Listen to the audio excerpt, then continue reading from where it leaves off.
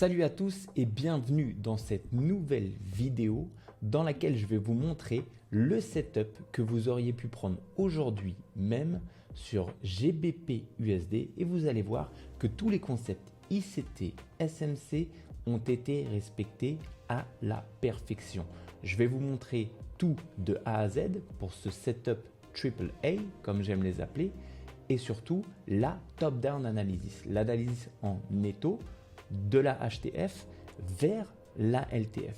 C'est parti. Nous voici donc sur le graphique GBP USD. Vous le voyez que j'ai mis le replay sur TradingView à la journée d'hier qui est donc le mardi 2 juillet. Je suis donc en daily, une bougie égale une journée et on s'aperçoit que le prix GBP USD est revenu dans une zone de fair value gap. Vous le savez, le prix se déplace de liquidité en fair value gap et de fair value gap en liquidité. Donc, par définition, si le prix vient de rentrer dans une fair value gap et qu'on s'aperçoit que la fair value gap est respectée, le prix va donc logiquement aller chercher le prochain swing point, la prochaine liquidité. Ce qui nous donnera également notre draw en liquidity. Dans ce schéma-là, notre prochain swing point se trouvera juste ici. Donc logiquement, ce qu'on devrait s'attendre, puisque à ce moment-là où je vous parle, nous sommes mardi 2 juillet, on pourrait s'attendre à ce que mercredi soit plutôt haussier pour aller chercher tout simplement cette liquidité qui se trouve juste ici. Première confluence, le prix est venu donc chercher une liquidité importante à ces niveaux-ci et à ces niveaux-ci et est revenu dans cette zone de fair value gap. Maintenant, si on regarde un petit peu plus près au niveau des bougies, on peut s'apercevoir, toujours en daily, que nous avons un sweep and close avec un retour sur volume inverse. On voit que la mèche de la bougie bleue vient aspirer la mèche de la bougie noire avant de se retourner sur un volume qui est différent du volume précédent. Le volume ici était vendeur, il devient maintenant acheteur.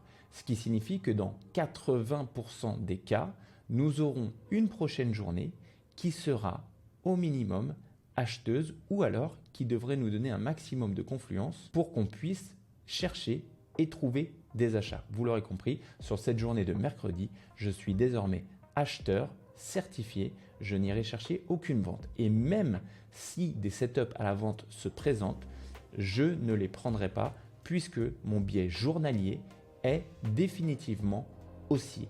Prochaine étape, nous voilà donc en 1 heure maintenant. Je vais tout simplement marquer toutes les zones clés dans lesquelles le prix pourrait venir rebondir et propulser le prix à la hausse tout simplement.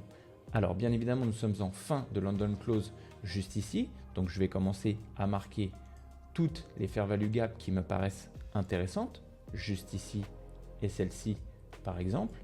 Et je vais tout simplement laisser le prix se développer jusqu'à l'ouverture de ma prochaine session londonienne puisque je suis un trader de Killzone et je vais trader dans la session de Londres tout simplement.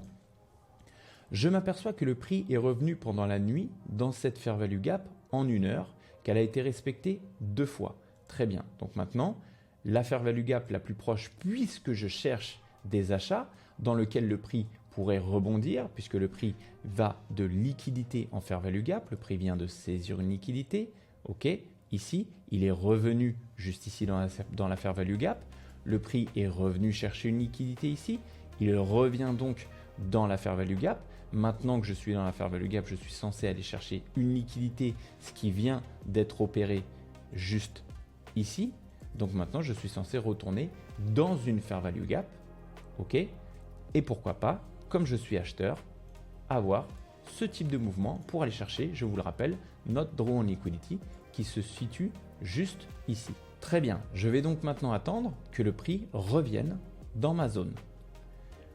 Le prix revient dans ma zone, encore une fois, et respecte une fois de plus cette fair value gap en prenant une liquidité, donc un swing point, juste ici. Je m'attends donc maintenant à aller chercher l'opposé, le prochain swing point qui se situera ici, puis la prochaine étape sera celle-ci. Très bien, je peux donc passer en lower time frame. Juste ici, je suis maintenant en M5 et je sais que chaque bougie est constituée d'un PO3, d'une AMD, accumulation, manipulation, distribution. Je vais donc chercher maintenant à rentrer dans la phase de manipulation puisque je veux encaisser la distribution. Donc je vais attendre la fin de la manipulation pour essayer d'encaisser tout simplement la distribution. Qu'est-ce que je vois? Qu'est-ce que je vois sur mon graphique ici? Je m'aperçois que ma phase de consolidation est juste ici, puisque là nous avons une accumulation de type latéral. Je vous le rappelle, les accumulations peuvent être à la fois horizontales, donc soit de cette manière-là, soit latérales, de cette manière-là. J'ai donc mon accumulation, ma phase de manipulation qui se trouve ici. Je m'attends donc à une distribution. Très bien, au moins jusqu'au haut de la session asiatique. Donc je vais tout simplement chercher des points d'entrée. Je m'aperçois juste ici que le prix vient de me donner un market structure shift avec du displacement, puisqu'il m'a laissé une zone de fair value gap qui se trouve juste ici. Très bien, ce qui implique un changement de délivrement du prix, donc un retournement du prix. En pleine session de Londres qui va commencer, qui ne devrait pas tarder à commencer, je peux donc chercher un point d'entrée tout simplement à la hausse. Et vous l'avez compris, mon point d'entrée à la hausse sera cette fair value gap. Donc je positionne mon entrée à l'entrée de cette fair value gap, mon stop loss juste en dessous pour aller chercher en TP1 mon premier draw en liquidity et mon TP2 juste ici en haut de la session asiatique. Et bien évidemment, pour les plus courageux d'entre vous, on pourra aller chercher un peu plus tard ce magnifique RR de 27,36. Vous le savez, c'est rarement comme ça que ça se passe, mais c'est quelque chose que vous pouvez tenter. Donc dans un premier temps, je vais simplement aller chercher la session asiatique, l'Asian Session High pour ce TP. Très bien, mon ordre est placé.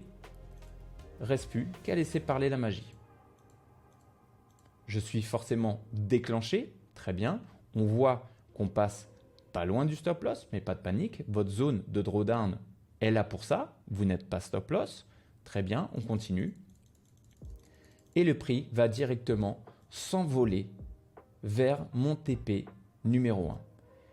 3 étapes très simples pour cette analyse qui est basée sur un biais qui est immuable. À savoir, j'ai mon biais daily qui était haussier.